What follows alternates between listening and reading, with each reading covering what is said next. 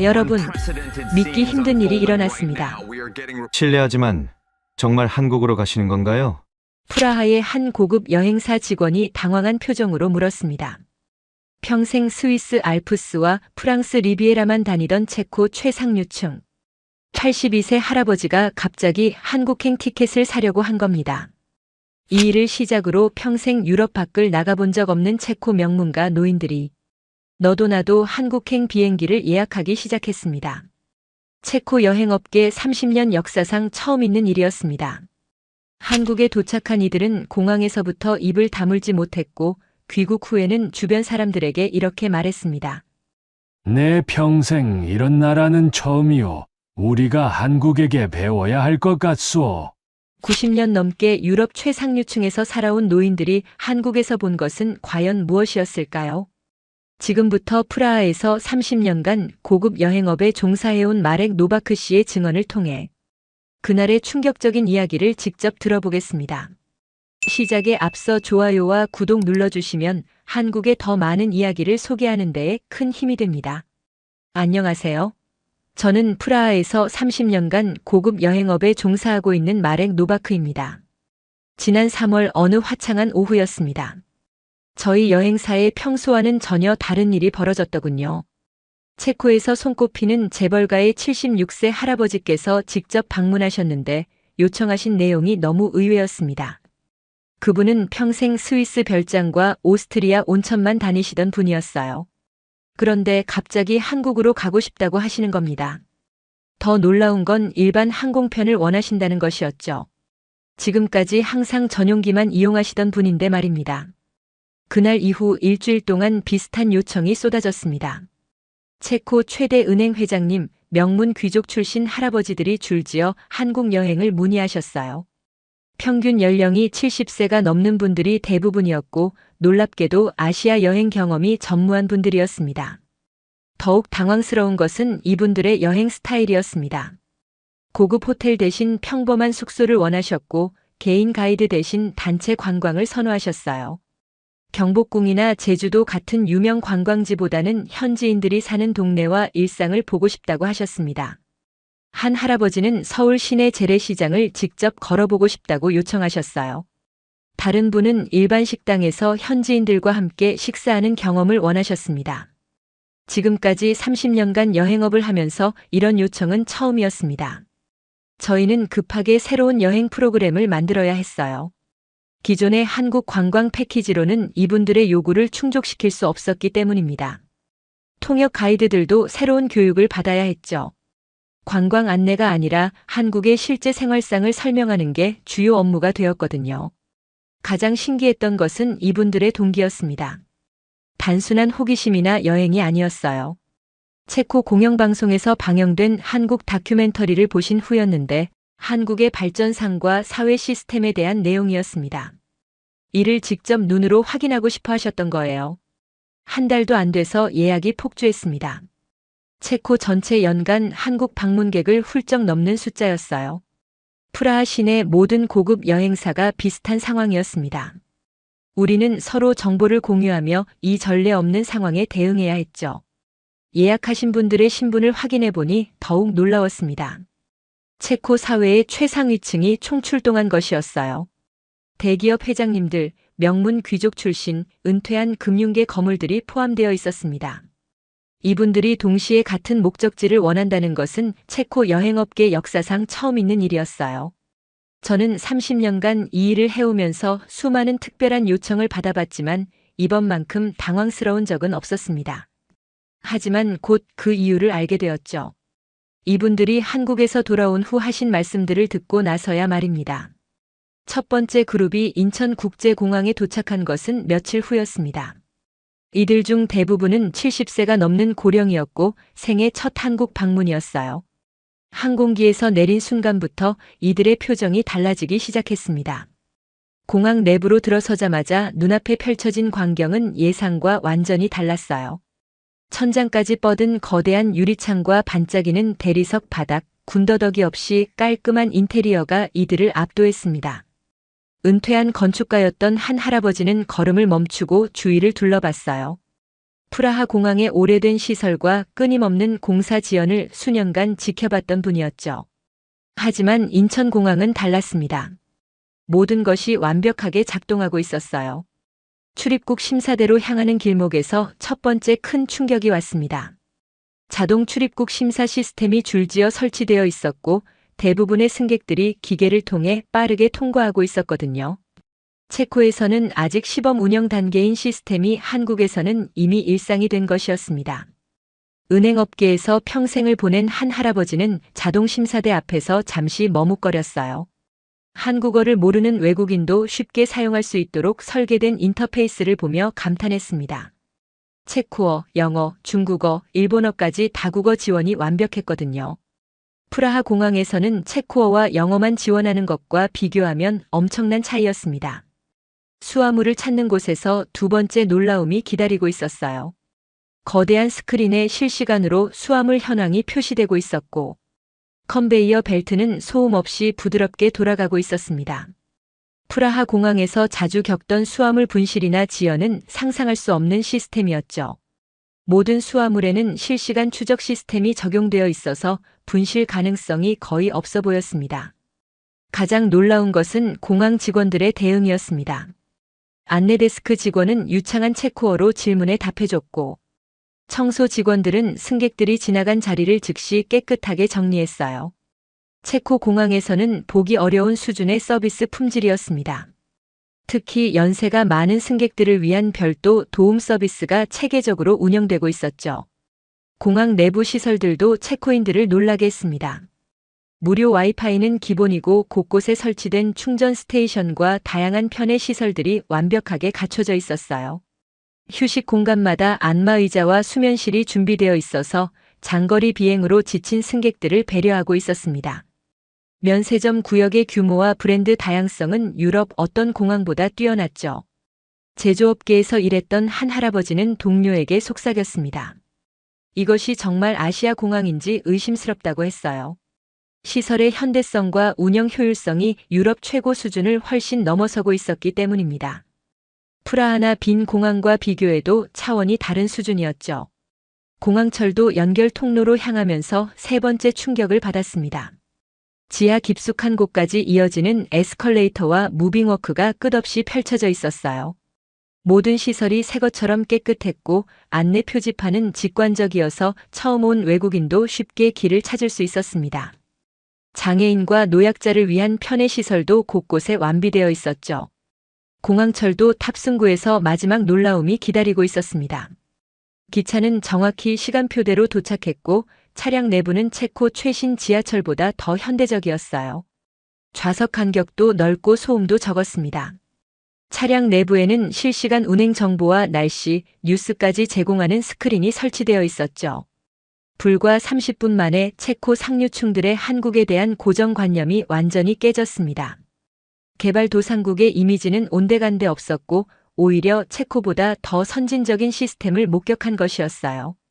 이들의 충격은 이제 시작에 불과했습니다. 공항에서 서울로 향하는 버스에 탄 체코 일행은 처음엔 창밖 풍경을 무심히 바라봤습니다. 하지만 인천대교에 진입하는 순간부터 이들의 시선이 집중되기 시작했어요. 다리 위에서 바라본 인천항의 규모가 프라하 항구를 능가하는 수준이었기 때문입니다. 교통 관련 사업을 했던 한 할아버지는 창문에 얼굴을 바짝 붙이고 항구 시설들을 관찰했어요. 크레인들이 질서정연하게 늘어선 모습과 컨테이너들의 체계적인 배치는 체코 항구 관리 시스템과 비교해도 전혀 뒤지지 않았습니다. 오히려 더 현대적이고 효율적으로 보였죠. 24시간 무중단으로 돌아가는 자동화 시스템의 규모는 상상을 초월했습니다. 서울 시내로 진입하면서 첫 번째 놀라움이 시작됐어요. 고층 아파트 단지들이 끝없이 이어지는 모습은 체코에서는 볼 수 없는 광경이었습니다. 하지만 더 놀라운 것은 이 거대한 주거 단지들 사이사이에 공원과 녹지가 체계적으로 배치되어 있다는 점이었죠. 프라하의 무질서한 도시 확장과는 완전히 다른 계획적인 도시 설계였습니다. 건설업계에서 평생을 보낸 한 할아버지는 아파트 단지의 규모에 감탄했어요. 수만 명이 거주하는 거대한 주거 단지가 하나의 완성된 도시처럼 설계되어 있었습니다. 상업시설, 학교, 병원, 공원이 모두 도보거리에 배치된 계획 도시의 모습이었죠. 체코에서는 주거와 상업지역이 분리되어 불편함이 많았는데 한국은 달랐습니다. 도로로 시선을 돌리자 또 다른 충격이 기다리고 있었어요. 교통량이 많음에도 불구하고 차량들이 규칙적으로 흐르고 있었습니다. 프라하 시내에서도 보기 어려운 수준의 질서정연함이었죠. 차선 변경도 체계적이고 신호등 체계도 효율적으로 운영되고 있었습니다. 지능형 교통 시스템이 실시간으로 교통 흐름을 조절하고 있다는 것을 알 수 있었어요. 가장 인상적인 것은 대중교통과 일반 차량의 조화였습니다. 버스 전용 차로가 완벽하게 분리되어 있었고 버스들은 정확한 시간에 정류장에 도착했어요. 체코에서도 이런 수준의 대중교통 시스템을 구축하지 못한 도시들이 많았습니다. 특히 출근 시간임에도 불구하고 극심한 정체 없이 원활하게 흐르는 교통 상황은 놀라웠죠. 금융계에서 일했던 한 할아버지는 동료에게 속삭였습니다. 서울의 인구 밀도를 고려하면 이 정도의 교통 질서는 기적에 가깝다고 했어요. 프라하나 브루노 같은 체코 대도시에서도 출근 시간에는 극심한 정체가 발생하는데 서울은 달랐습니다. 체계적인 교통관리 시스템의 힘을 느낄 수 있었죠. 지하철 입구와 버스 정류장 주변의 모습도 체코인들을 놀라게 했습니다. 시민들이 질서정연하게 줄을 서서 기다리고 있었고 버스나 지하철이 도착하면 먼저 내리는 사람들을 배려한 후 탑승했어요. 이런 시민의식은 체코에서도 모범적인 수준이었습니다. 특히 노약자나 임산부에 대한 자연스러운 배려는 인상적이었죠. 도로 주변 상업지구의 모습도 놀라웠습니다. 간판들이 체계적으로 관리되고 있었고 건물들의 외관도 일정한 수준을 유지하고 있었어요. 프라하 구시가지를 제외하면 무질서하게 늘어선 간판들로 도시 미관이 훼손되는 곳이 많은데 서울은 달랐습니다. 도시 전체가 하나의 통일된 디자인 개념으로 관리되고 있었죠. 특히 놀라운 것은 보행자 중심의 도로 설계였습니다. 횡단보도마다 시각장애인을 위한 음성 안내 시설이 설치되어 있었고 보도와 차도의 분리도 완벽했어요. 휠체어 이용자를 위한 경사로도 곳곳에 설치되어 있어 체코의 장애인 도시 설계 기준을 뛰어넘는 수준이었습니다. 사회적 약자에 대한 배려가 도시 설계 곳곳에 스며들어 있었죠. 한강을 건너는 다리에서 바라본 서울 시내의 야경은 체코인들에게 마지막 충격을 안겨줬습니다. 한강 양쪽으로 펼쳐진 고층 빌딩들의 조명이 질서정연하게 반짝이고 있었어요. 프라하나 브루노의 도심보다 훨씬 웅장하고 현대적인 모습이었습니다. 도시 전체가 하나의 거대한 예술 작품처럼 보였죠. 다음 날 오전 체코 일행은 명동역에서 지하철 체험에 나섰습니다. 대부분 평생 개인 차량만 이용하던 이들에게 지하철은 낯선 경험이었어요.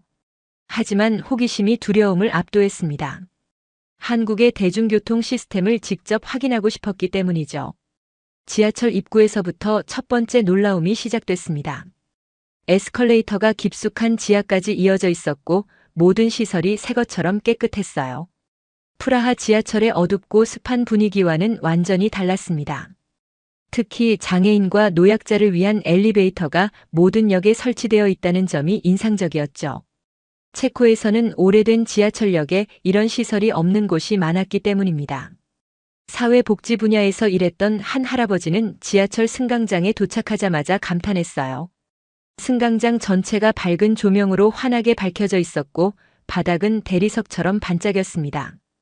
프라하 지하철의 어두침침한 분위기와는 천지 차이였죠. 승강장 곳곳에 설치된 의자들도 편안해 보였고 공기순환 시스템도 완벽했습니다. 가장 놀라운 것은 안내 시스템이었습니다. 전광판에 체코어, 영어, 중국어, 일본어로 다음 열차 도착 시간이 정확하게 표시되고 있었어요. 체코 지하철에서는 자주 경험하는 지연이나 운행 중단 안내는 찾아볼 수 없었습니다. 모든 것이 시계처럼 정확하게 돌아가고 있었죠. 실시간 운행 정보 시스템의 정확성은 놀라울 정도였습니다. 승강장 바닥에 그려진 승차 대기선도 체코인들을 놀라게 했어요. 시민들이 자연스럽게 줄을 서서 기다리고 있었고 열차가 도착하면 먼저 내리는 승객들을 위해 양쪽으로 비켜섰습니다. 이런 질서 의식은 체코에서도 모범 사례로 꼽을 만한 수준이었죠. 특히 출근 시간임에도 불구하고 서로를 배려하는 모습이 인상적이었습니다. 지하철이 도착하자 두 번째 충격이 왔습니다. 차량 외관이 체코 최신 지하철보다 더 현대적이었어요. 매끄러운 디자인과 깨끗한 외관은 마치 고급 승용차를 연상시켰습니다. 문이 열리는 순간 차량 내부의 모습은 더욱 놀라웠죠. 공기조화 시스템이 완벽하게 작동하고 있었고 소음도 거의 들리지 않았습니다. 내부는 넓고 쾌적했습니다.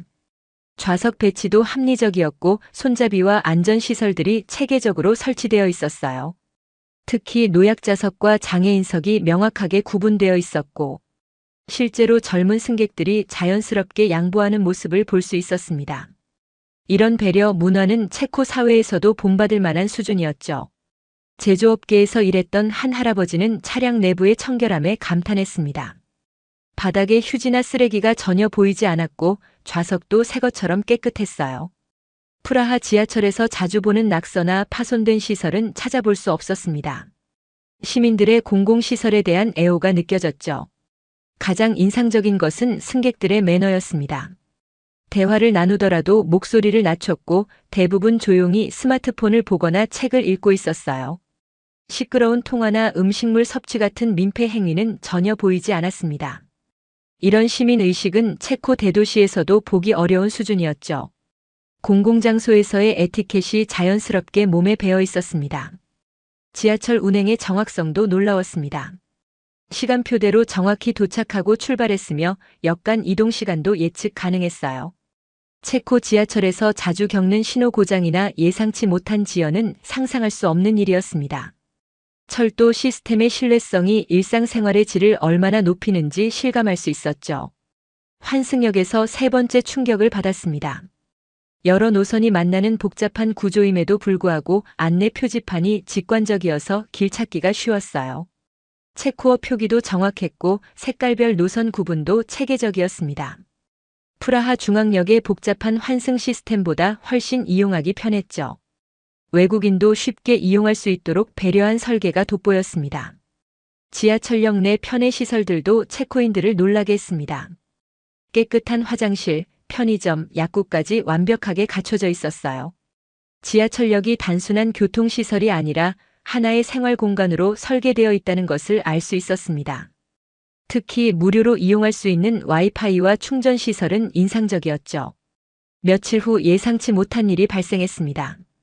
체코 그룹 중 한 명인 74세 할아버지가 갑작스런 어지럼증과 가슴 답답함을 호소한 것이었어요. 평소 고혈압과 당뇨 병력이 있던 분이라 동행자들이 크게 걱정했습니다. 가이드는 즉시 서울의 한 대형 병원으로 향했죠. 체코인들은 응급실에 도착하기 전까지 걱정이 앞섰습니다. 외국인이 한국 병원에서 제대로 된 치료를 받을 수 있을지 의구심이 있었기 때문이에요. 체코에서도 응급실은 항상 혼잡하고 대기 시간이 길었습니다. 하지만 병원에 도착한 순간부터 그들의 생각은 완전히 바뀌었죠. 응급실 입구에서부터 첫 번째 놀라움이 시작됐습니다. 접수 데스크의 직원이 유창한 영어로 상황을 파악했고 체코어가 가능한 통역사까지 즉시 배치되었어요. 체코 병원에서도 외국어 통역 서비스를 받으려면 사전 예약이 필요한데 한국에서는 즉석에서 해결되었습니다. 국제 환자를 위한 시스템이 완벽하게 갖춰져 있었죠. 접수 과정의 신속함은 체코인들을 경악하게 했습니다. 환자 정보 입력, 보험 확인, 진료 배정까지 불과 10분 만에 완료되었어요. 체코에서는 보험 서류 확인만 해도 30분은 걸리는 일이었습니다. 전산 시스템의 효율성이 체코와는 차원이 달랐죠. 모든 과정이 디지털화되어 있어서 종이 서류는 거의 보이지 않았습니다. 대기실에서 두 번째 충격을 받았습니다. 응급실임에도 불구하고 시설이 호텔 로비처럼 쾌적했어요. 깨끗한 의자, 밝은 조명, 조용한 분위기가 환자들의 불안감을 덜어주고 있었습니다. 체코 응급실의 혼잡하고 소란스러운 분위기와는 완전히 달랐죠. 공기 정화 시스템과 적절한 온도 조절로 환자들이 편안하게 대기할 수 있었습니다. 대기 시간도 놀라웠습니다. 중증도에 따른 체계적인 분류 시스템으로 응급 환자는 즉시 진료를 받을 수 있었고 일반 환자도 30분 이내에 진료 순서가 왔어요. 체코에서는 응급실에서 몇 시간을 기다리는 것이 일상인데 한국은 달랐습니다. 효율적인 의료진 배치와 시스템 운영의 결과였죠. 진료 순서가 되자 세 번째 놀라움이 기다리고 있었습니다. 담당 의사는 체코 의대에서 연수한 경험이 있어서 체코어로 대화가 가능했어요. 더 놀라운 것은 의사의 전문성이었습니다. 환자의 병력을 꼼꼼히 확인하고 체코에서 복용하던 약물과의 상호작용까지 체크했죠. 국제적 수준의 의료 지식과 경험을 갖춘 의료진이었습니다. 의료진의 세심한 배려도 인상적이었습니다. 나이가 많은 환자의 특성을 고려해서 검사 과정을 자세히 설명해줬고 가족들의 걱정도 덜어줬어요. 체코 병원의 형식적이고 차가운 분위기와는 완전히 달랐습니다. 환자 중심의 의료 서비스가 무엇인지 보여주는 사례였죠. 검사 과정에서 가장 큰 충격을 받았습니다. 심전도, 흉부 엑스레이, 혈액 검사, 단층 촬영까지 모든 검사가 1시간 안에 완료되었어요. 체코에서는 단층 촬영 예약만 해도 몇 주가 걸리는 일이었습니다. 검사 결과도 실시간으로 확인할 수 있어서 진단까지 신속하게 이루어졌죠. 첨단 의료 장비의 수준도 놀라웠습니다.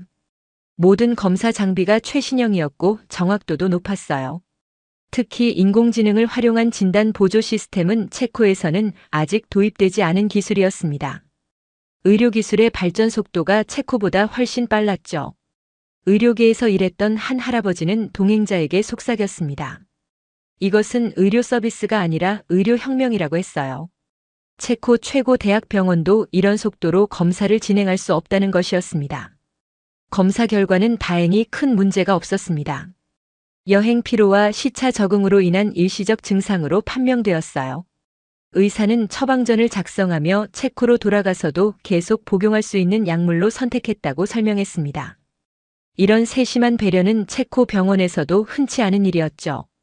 수납 과정에서 마지막 충격을 받았습니다. 응급실 진료, 각종 검사, 처방약까지 포함해서 총 비용이 체코의 10분의 1 수준이었어요. 체코 보험이 적용되지 않는 상황임에도 불구하고 합리적인 가격이었습니다. 의료 접근성 면에서 한국이 체코보다 훨씬 우수하다는 것을 확인한 순간이었죠. 병원을 나서며 체코 일행은 말문이 막혔습니다. 접수부터 퇴원까지 총 2시간이 걸렸는데 체코에서는 상상할 수 없는 속도였어요.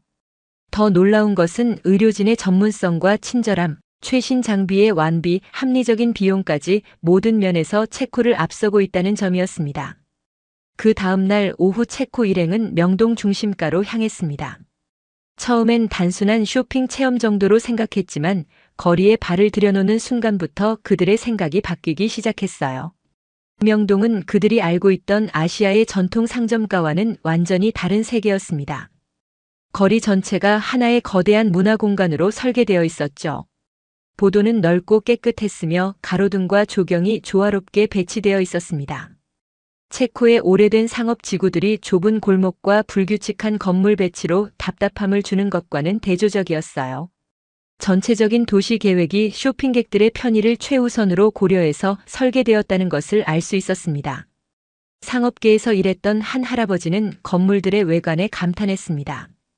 각 브랜드의 개성을 살리면서도 전체적인 조화를 잃지 않는 설계가 인상적이었어요. 프라하 광장의 혼재된 건축 양식과 비교하면 훨씬 체계적이고 세련되었습니다. 상업지구 전체가 하나의 통일된 컨셉으로 관리되고 있었죠. 첫 번째 충격은 화장품 매장에서 왔습니다. 단순히 제품을 진열해 놓은 것이 아니라 각 매장이 하나의 체험 공간처럼 꾸며져 있었어요. 고객들이 직접 체험할 수 있는 공간, 전문 상담사의 맞춤 서비스, 심지어 작은 카페까지 갖춘 복합 문화 공간이었습니다. 체코 화장품 매장의 단순한 진열과 비교하면 차원이 달랐죠. 한국 매장들은 쇼핑을 하나의 엔터테인먼트로 승화시켰습니다. 고객들이 단순히 물건을 사는 것이 아니라 경험을 구매하도록 만든 것이에요. 각 층마다 다른 테마로 꾸며져 있었고 고객들은 마치 놀이공원을 탐험하듯 매장을 돌아다녔습니다. 쇼핑 자체가 하나의 문화 활동이 된 것이죠. 의류 매장에서 두 번째 놀라움을 경험했습니다. 매장 직원들의 서비스 수준이 체코 최고급 백화점을 능가했어요. 고객 한 명 한 명에게 전문적인 스타일 상담을 제공했고 다양한 코디네이션을 제안해줬습니다. 체코에서는 최고급 매장에서나 제공되는 서비스가 일반화되어 있었죠. 직원들의 전문성도 놀라웠습니다. 고객의 체형과 취향을 파악해서 최적의 스타일을 제안해줬고 다양한 브랜드의 특성까지 상세히 설명해줬어요. 단순히 옷을 파는 것이 아니라 라이프 스타일을 제안하고 있었습니다. 각 브랜드마다 고유한 스토리와 컨셉이 있었고 고객들은 그 이야기의 일부가 되고 싶어 했죠. 음식점에서 세 번째 충격을 받았습니다. 길거리 음식부터 고급 레스토랑까지 모든 것이 체계적으로 관리되고 있었어요. 위생 수준은 체코 기준을 완전히 충족했고 맛과 서비스 품질도 뛰어났습니다.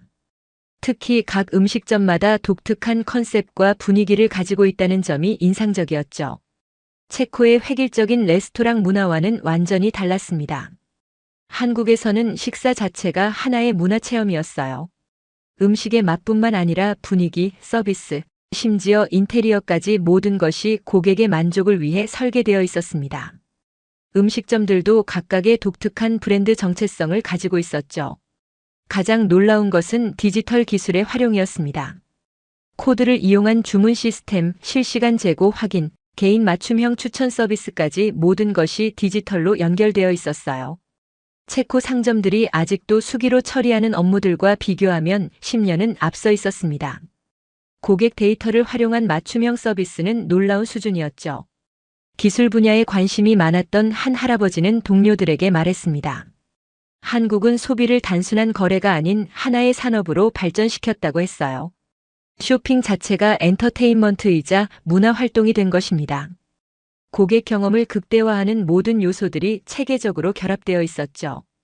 고객들의 행동 양식도 체코인들을 놀라게 했습니다. 젊은 고객들은 스마트폰으로 가격을 비교하고 사회관계망에 구매 후기를 올리며 친구들과 정보를 공유했어요. 소비가 개인적인 행위가 아니라 사회적인 활동으로 발전한 것입니다. 디지털 세대의 새로운 소비 문화였죠. 명동 성당 앞 광장에서 바라본 명동 전체의 모습은 체코인들에게 마지막 충격을 안겼습니다. 수많은 사람들이 질서정연하게 움직이고 있었고 모든 상점들이 활기차게 운영되고 있었어요. 이런 규모의 상업지구가 이렇게 체계적으로 관리되는 것은 유럽에서도 찾아보기 어려웠습니다. 거리 곳곳에서 벌어지는 문화 공연과 이벤트들도 인상적이었습니다. 상업과 문화가 자연스럽게 어우러져 시너지를 만들어내고 있었어요. 체코의 딱딱한 상업 문화와는 완전히 다른 접근법이었습니다. 쇼핑 지구가 단순한 소비 공간이 아니라 문화와 예술이 살아 숨쉬는 공간으로 발전한 것이죠. 체코로 돌아온 일행이 입을 열기 시작하자 체코 사회 전체가 술렁이기 시작했습니다. 평생 유럽의 우수성을 신봉하던 최고 권력층들이 한국을 극찬하기 시작한 것이었어요. 한국을 다녀온 체코 상류층들이 프라하로 돌아온 것은 얼마 후였습니다. 공항에서부터 이들의 표정은 사뭇 달라 보였어요. 평소 유럽 중심의 사고를 가졌던 이들이 완전히 다른 시각을 갖게 된 것이었습니다. 그리고 이들이 입을 열기 시작하면서 체코 사회에 엄청난 파장이 일어났죠. 첫 번째 파문은 은퇴한 금융계 거물이 터뜨렸습니다. 프라하 경제인 모임에서 그는 한국의 디지털 시스템이 체코보다 최소 10년은 앞서 있다고 공개적으로 발언했어요. 체코 경제계는 발칵 뒤집혔습니다. 평생 체코 제일주의를 외쳐온 인물의 입에서 나온 말이었기 때문이죠. 체코 언론들이 움직이기 시작했습니다. 프라하 일간지는 체코 엘리트들의 한국 쇼크라는 제목으로 지면을 채웠어요. 주요 시사주간지는 아시아에서 배우는 체코 지도층이라는 특집 기사를 연재했습니다. 체코 공영방송은 한국 사회 분석 심층 보도를 시작했죠. 두 번째 충격은 은퇴한 자동차 회사 경영자에게서 나왔습니다. 체코 자동차 산업계 모임에서 그는 한국의 대중교통 시스템이 체코 고속도로보다 효율적이라고 발언했어요. 자동차 강국 체코의 자존심이 한순간에 무너지는 순간이었습니다. 프라하와 브루노의 교통체증을 매일 겪는 체코 경제인들에게는 충격적인 증언이었어요. 체코 자동차 업계 전체가 술렁이기 시작했습니다. 한국을 다녀온 기업인들이 모임마다 한국 경험담을 쏟아냈죠. 인천공항의 자동화 시스템, 서울 지하철의 정시 운행, 병원 시스템의 신속함, 명동 상권의 디지털 혁신까지 모든 것이 구체적인 데이터와 함께 전해졌습니다. 가장 큰 파장은 의료계에서 일어났습니다. 은퇴한 의료계 인사가 체코 의사협회 모임에서 한국 의료 시스템을 극찬했어요. 체코에서 단층 촬영 예약만 3주씩 기다려야 하는데 한국에서는 2시간 만에 모든 검사를 완료했다는 증언이 나오자 체코 의료계는 자성의 목소리를 내기 시작했습니다. 체코 의사들은 충격을 받았습니다. 자신들이 자랑스럽게 여기던 체코 의료 시스템이 한국에 비해 뒤처져 있다는 사실을 인정해야 했어요. 의료 효율성과 환자 서비스 면에서 한국이 압도적으로 앞서 있다는 증언이 계속 나왔기 때문입니다. 체코 사회 전체도 더 이상 방관할 수 없었습니다. 사회 지도층의 집단적인 한국 예찬이 계속되자 각계각층에서 관심을 갖기 시작했어요. 한국의 사회 시스템을 체계적으로 분석하고 체코가 배울 수 있는 부분을 찾으려는 움직임이 일어났습니다. 체코 언론에서도 한국 관련 질의가 폭증했습니다. 언론인들은 한국의 디지털화가 체코에 비해 얼마나 앞서 있는지 연일 보도했어요. 한국의 성공 사례를 체코에 즉시 도입할 방안을 제안하는 목소리가 높아졌습니다. 프라하 언론계는 한국 열풍으로 뜨거워졌죠. 체코 시민들의 반응도 폭발적이었습니다. 한국을 다녀온 상류층들의 증언이 언론을 통해 연일 보도되자 일반 시민들도 한국에 대한 관심을 갖기 시작했어요. 프라하와 브루노의 한국어 학원은 수강 신청자가 급증했고 한국 여행 상품 예약도 크게 늘었습니다. 체코 최대 서점들에서는 한국 관련 도서의 판매가 증가했습니다. 한국 문화와 사회 시스템에 대한 관심이 폭발적으로 증가한 것이에요. 특히 한국의 디지털 사회와 스마트 시티에 관한 책들이 인기를 끌었습니다. 체코 사람들은 한국이 어떻게 이런 발전을 이룰 수 있었는지 궁금해했죠. 체코 대학들도 움직이기 시작했습니다. 프라하 대학교와 체코 공과대학교에서는 한국학 강좌 개설을 검토하기 시작했어요. 한국의 발전 모델을 학문적으로 연구하겠다는 것이었습니다. 젊은 학생들 사이에서도 한국 유학에 대한 관심이 급증했죠. 체코 기업들도 한국 기업과의 협력을 모색하기 시작했습니다. 특히 디지털 기술과 스마트 제조업 분야에서 한국의 노하우를 배우고 싶어 했어요. 체코 상공회의소는 한국경제사절단 파견을 결정했습니다. 한국의 성공 비결을 직접 배우겠다는 것이었죠. 한국에서 돌아온 후 저희 여행사에는 신기한 일들이 계속 일어났습니다. 가장 놀라웠던 것은 한국을 다녀오신 분들이 지인들에게 경험담을 전하면서 새로운 문의가 쏟아졌다는 점이에요. 이번엔 더 젊은 층에서도 한국 여행 문의가 들어오기 시작했습니다. 특히 인상적이었던 것은 한국을 다녀오신 할아버지들의 변화된 모습이었습니다. 평소 보수적이고 유럽 중심적 사고를 가지셨던 분들이 한국에 대해서만큼은 완전히 다른 반응을 보이셨어요. 지인들을 만날 때마다 한국 이야기를 하셨고 한국 제품이나 음식에도 관심을 보이셨습니다. 은퇴한 금융인이셨던 한 할아버지는 저희 여행사에 다시 방문하셔서 말씀하셨어요. 한국에서 본 것들이 자꾸 생각난다고 하셨습니다. 특히 시민들의 질서의식과 사회 시스템의 효율성이 인상 깊었다고 반복해서 말씀하셨죠. 체코도 한국처럼 될 수 있을 것 같다고 하시던 모습이 기억에 남습니다. 은행계에서 일하셨던 한 할아버지는 더욱 구체적인 반응을 보이셨습니다. 한국의 디지털 시스템이 체코보다 훨씬 편리하다고 하시며 체코 은행들도 배워야 한다고 말씀하셨어요. 실제로 얼마 후 그 은행에서 한국 기업과 협력을 검토한다는 소식을 들었습니다. 가장 감동적이었던 것은 병원에서 치료받으셨던 할아버지의 말씀이었습니다. 한국 의료진들의 친절함과 전문성을 잊을 수 없다고 하시며 한국 사람들의 따뜻한 마음을 느꼈다고 하셨어요. 언어가 통하지 않는 외국인을 그렇게 세심하게 배려해주는 나라는 정말 대단하다고 말씀하셨습니다. 저희 여행사로는 예상치 못한 변화도 있었습니다. 한국 여행 문의가 꾸준히 늘어나면서 한국 전담 직원을 따로 두게 되었어요. 기존의 관광 위주 패키지가 아닌 체험형 여행 상품도 새로 만들어야 했습니다. 30년 여행업을 하면서 이런 경험은 처음이었죠. 무엇보다 놀라웠던 것은 이분들이 한국에 대해 이야기할 때의 진정성이었습니다. 단순히 좋았다는 표현이 아니라 구체적인 경험을 바탕으로 한국의 우수함을 설명하셨어요. 공항시설, 교통시스템, 의료 서비스, 시민의식까지 모든 면에서 체코가 배울 점이 많다고 하셨습니다. 한국을 다녀오신 후 이분들의 한국에 대한 애정은 계속 이어졌습니다.